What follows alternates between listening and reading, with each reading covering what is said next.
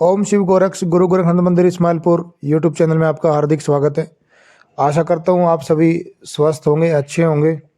तो भाइयों, हम बावरियों के बारे में सुनते आए हैं। बाबा बावरी जो हैं, सबल सिंह बावरी, केसरमल बावरी और भी इनके 3 भाई हैं। तो आज हम इन्हीं पांचों भाइयों के बारे में आज बात करेंगे। इनका पांचों बावरियों का जन्म कहाँ हुआ, माता रानी का चमत्कार कैसा क्या था, और खरखड़ी गांव की क्या दुर्घटना थी, मुगलों के साथ इनका युद्ध क्या हुआ, कैसे हुआ। तो आज इन्हीं बातों पर आज बात करेंगे। आज आपको बताने जा रहा हूँ कि इनका क्या इतिहास है। कृपया वीडियो को पूरी सुने। जो भी भगत लाइन में है या फिर जो भी पूजा पाठ इनकी करते हैं, वो भाई अवश्य ही इस पूरी वीडियो को ध्यान से सुने, क्योंकि क्या इनकी शक्ति है और किस तरीके से चलते हैं। तो ये एक अलग से वीडियो मैं आपको इस वीडियो के बाद बनाकर दूंगा कि कैसे इनकी साधना की जाती है और कैसे ये शरीर पर आते हैं, कैसे कैसे कार्य करने में ये सक्षम होते हैं। तो आज हम इनके जन्म के इतिहास की बात करेंगे कि इनका जन्म कैसे हुआ। तो पांचों बावरियों का जो इतिहास है वो सैकड़ों साल पुराना है। जब एक खरखड़ी नामक एक नगरी थी, एक गांव समझ लो या कोई नगर समझ लो, जो राजस्थान में थी। 989 वर्ग में एक कबीला सा फैला हुआ था। कबीला बहुत ही खुशहाल था, बहुत ही अच्छे से जीवन व्यतीत कर रहे थे। तो वहाँ पे एक राजा था जिसका नाम था हेमराज बावरी, जो एक न्यायप्रिय राजा थे। दूसरे भाइयों की मदद भी करते थे, बहुत ही दयालु थे। परंतु इतना खुशहाल राज्य होते हुए भी जो राजा हेमराज थे वो हमेशा चिंतित रहते थे, क्योंकि उनके कोई संतान नहीं थी।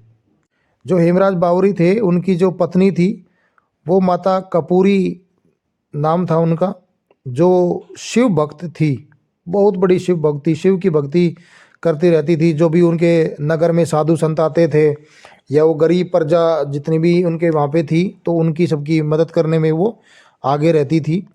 उसी समय एक बड़ा चमत्कार हुआ कि वहाँ पे एक बड़े ही साधु संत उस नगरी में पधारे अपनी जमात के साथ, और वहाँ पे धूना लगाकर बैठ गए।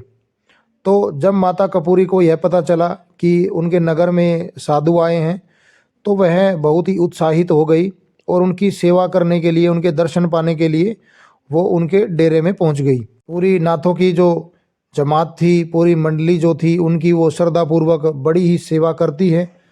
और नाथ जी की सेवा करके जब वो वापस लौट रही थी, तो माता के आंखों में आंसू थे। तो श्रीनाथ जी ने उनको देख लिया, तो उन्होंने माता से दुखी होने का कारण पूछा कि माता आप दुखी क्यों हैं। तब माता कपूरी ने बताया कि पूरा इतना बड़ा विशाल राज्य जो है वो बहुत ही खुशहाल है, बहुत अच्छे से जीवन यापन कर रहे हैं, परंतु हमारे कोई संतान नहीं है। इस बात को सुनकर श्रीनाथ जी महाराज बहुत ही दुखी होते हैं और परमपिता परमेश्वर का ध्यान लगाकर उस श्रीनाथ जी महाराज ने उनको वरदान दिया कि माता आपको 2 पुत्र होंगे।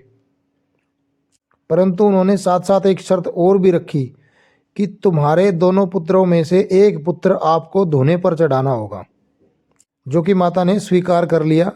9 महीने बाद 2 पुत्र माता को प्राप्त होते हैं। तो माता अपने वचन को याद रख करते हुए एक पुत्र को लेकर और अपने पति हेमराज को साथ लेकर उस नाथ जी महाराज के पास पहुंच जाती है। श्रीनाथ जी महाराज ने माता को आदेश दिया कि तुम अपने पुत्र को हमारे धूणे में चढ़ा दो। इसके बाद जोगी की बात सुनकर माता कपूरी की आंखों में आंसू आ गए। उन्होंने अपना वचन याद किया और पुत्र को धूणे में डाल दिया। माता को पुरी का यह त्याग देखकर नागे बाबा बहुत ही प्रसन्न हुए और जगते हुए धूणे से उस बच्चे को वापस निकालकर माता कपूरी को दे दिया। नागे बाबा की शक्तियों के कारण उस बच्चे को जरा सी भी आंच नहीं लगी, परंतु उस बच्चे का रंग सांवला पड़ गया। हेमराज ने अपने इस पुत्र का नाम शेर सिंह रख दिया था, परंतु नागे बाबा ने अपनी शक्तियों और उसके सांवले रंग को देखते हुए उस बच्चे का नाम सांवर सिंह बावरी रख दिया। समय बीतता गया। इसके बाद नागा बाबा ने कपूरी माता और राजा हेमराज को उनकी श्रद्धा से प्रसन्न होकर उन्हें यह वरदान दिया कि तुम्हारी कोख से 3 पुत्र और 1 पुत्री का जन्म भी होगा। और नागे बाबा ने उन पुत्रों का नामकरण भी कर दिया था उसी टाइम। तो नागे बाबा ने बताया कि तुम्हारे बड़े पुत्र का नाम हरि सिंह बावरी रखना है, और दूसरे पुत्र का नाम केसरमल बावरी रखना है, और तीसरे पुत्र का नाम जीतमल बावरी रखना है, और चौथे पुत्र का नाम नथमल बावरी रखना है। लड़की का नाम आप शैडो रखना। यह वरदान दिया कि तुम्हारे यह 5 बावरी जग कल्याण के लिए जन्म लेंगे। जो भी उनके दर पर कुछ भी मन्नत मांगेंगे वह उन्हें जरूर पूरी करेंगे। और उन्होंने यह भी बताया कि संसार में रहते हुए यह बहुत ही शक्तियों को प्राप्त करने के बाद संसार में अमर हो जाएंगे। इसके बाद नागा बाबा मूर्थन की तरफ रवाना हो गए। इसके बाद नागे बाबा के वरदान के कारण माता कपूर की कोख से 3 पुत्र और 1 पुत्री ने जन्म लिया। कुछ समय बाद 5 भाई जवान हो गए, उनकी बहन भी जवान हो गई। इन 5 बावरियों में से इनका सबसे बड़ा भाई जो हरि सिंह था वह मनसा देवी का बहुत बड़ा भगत था। जब हेमराज अपने वृद्धावस्था में आ गए तो होता है ना कि अब उनको अपना राजपाट जो था वो अपने पुत्र को ही संभालना देना था। तो उन्होंने अपने जो बड़े पुत्र थे हरि सिंह उनको वह पूरा कारोबार सौंप दिया। अब समय बीतता गया, हरि सिंह बावरी गद्दी संभालते गए। अब उनको गद्दी संभाले कुछ ही समय हुआ था कि उनके छोटे भाई सागर सिंह और केसरमल ने उनसे शिकार खेलने की आज्ञा मांगी। इसके बाद हरि सिंह से आज्ञा लेकर दोनों भाई शिकार के लिए जंगल की ओर रवाना हो गए। जब ये दोनों भाई शिकार खेलने के लिए जंगल में जा रहे थे तब इनसे रास्ते में माता मनसा का मंदिर दिखाई देता है इनको। तो ये हाथ जोड़कर माता से मन्नत मांगते हैं कि माता रानी हम आपको कलश की भेंट चढ़ाएंगे यदि आज हमें शिकार मिल जाए। इतना कहकर अब वो जंगल की तरफ रवाना हो जाते हैं। अब वो पूरा जंगल घूम लेते हैं परंतु उनको कोई शिकार नहीं मिलता है। अब यह सोचकर वो माता रानी से नाराज हो जाते हैं। आते समय माता का मंदिर आता है तो माता के मंदिर के ऊपर जो कलश लगा हुआ होता है उसको उतारने लगते हैं। इसके बाद माता रानी की जो शक्तियां हैं इन दोनों भाइयों पर पत्थर बरसाना शुरू कर देती हैं। जब इस बात का पता उनके जो बड़े भाई हरि सिंह थे तब उनको पता चला तो वह माता के मंदिर में आकर इनसे क्षमा मांगते हैं, परंतु माता रानी उनकी क्षमा स्वीकार नहीं करती। तब हरि सिंह बावरी अपना शीश काटकर माता रानी को भेंट चढ़ा देते हैं। माता रानी प्रसन्न हो जाती है और उनको पुनर्जीवित कर देती है और सावर सिंह बावरी और केसरमल बावरी को पहले जैसा बना दिया जाता है। उनकी क्षमा को स्वीकार कर लिया जाता है। इसके बाद माता मनसा रानी इन 5 भाइयों को दिव्य शक्ति देने का वरदान दे देती हैं। समय बीतता जाता है तो राज्य में एक दुर्घटना होती है। भूकंप आने के कारण पूरा राज्य तहस नहस हो जाता है और इस दुर्घटना में माता कपूरी और राजा हेमराज चल बसते हैं। उन दोनों की मृत्यु हो जाती है। पूरे राज्य में कुछ नागरिक और वह 5 भाई और उनकी बहन ही बचते हैं। अब परमपिता का यह कहर देखकर, कुदरत के इस आपदा को देखकर 5 भाई खरखड़ी जो राज्य था उसको छोड़ने का फैसला बना लेते हैं। इसके बाद वो 5 भाई और उनकी बहन दिल्ली आकर जमुना किनारे एक झोपड़ी बनाकर रहने लगते हैं। तो जब यह 5 भाई दिल्ली में आए थे तो उस समय वहाँ का शासक नौरंग बादशाह था। वह बहुत ही क्रूर राजा था। इन पांचों भाइयों को दिल्ली में रहते हुए थोड़ा ही समय हुआ था। इन्हें एक खून से भरा पत्र मिलता है और उस पत्र में लिखा था कि मैं एक हिंदू लड़की हूँ और यह जो बादशाह है, यहाँ का जो राजा है, शासक है, यह मुझे अपनी हवस का शिकार बनाना चाहता है। क्या कोई ऐसा सूरवीर है इस धरती पे जो मेरी इज्जत को बचा सके? इस पत्र को पढ़ने के बाद पांचों भाइयों को बहुत ही गुस्सा आया और वह उसी समय चक बेंगलुरु की तरफ उस राजा को मारने के लिए निकल पड़ते हैं। इसके बाद उस राजा को मारकर उस लड़की को छुड़ा लाए और उस लड़की को अपनी धर्म की बहन बना लिया। और यह पांचों बावरियों का इतिहास उस समय का है जब गोगा जी ने अपने दो भाइयों का वध कर दिया था। उनके जो धड़ थे रणभूमि में और उनके जो सिर राजमहल में गिर गए थे। गोगा जी के क्योंकि दोनों भाई धोखेबाज थे, इन दोनों ने दिल्ली के बादशाह के साथ मिलकर गोगा जी के ऊपर चढ़ाई करा दी थी। इस युद्ध में समर सिंह बावरी और केसरमल बावरी ने गोगा जी का साथ दिया था।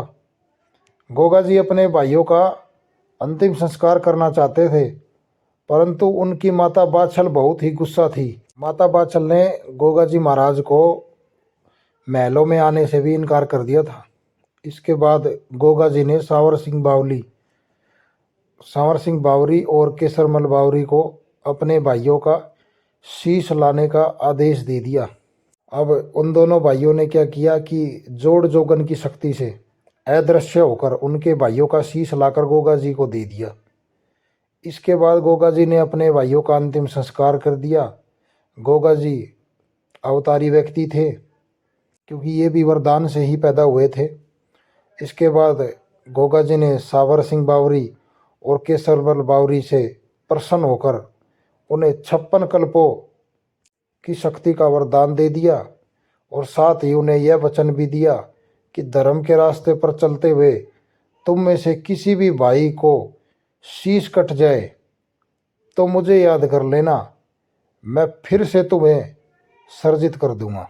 अब जिस लड़की को उन्होंने धर्म की बहन बनाया था, उसने उन 5 बावरियों को बताया कि बादशाह अपने चारपाई के नीचे सोने की ईंट रखकर सोता है और बादशाह कहता है कि जो भी इन ईंटों को चुरा लेगा मैं उसे आधा राज्य दे दूंगा और उससे अपनी बेटी की शादी कर दूंगा। इसके बाद नथमल और जीतमल दिल्ली की ओर रवाना हो गए।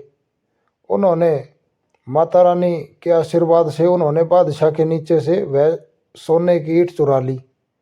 जब इस बात का पता बादशाह को चला तो उन्होंने क्या किया, अपनी सेना की एक टुकड़ी को मुरथल की ओर रवाना कर दिया।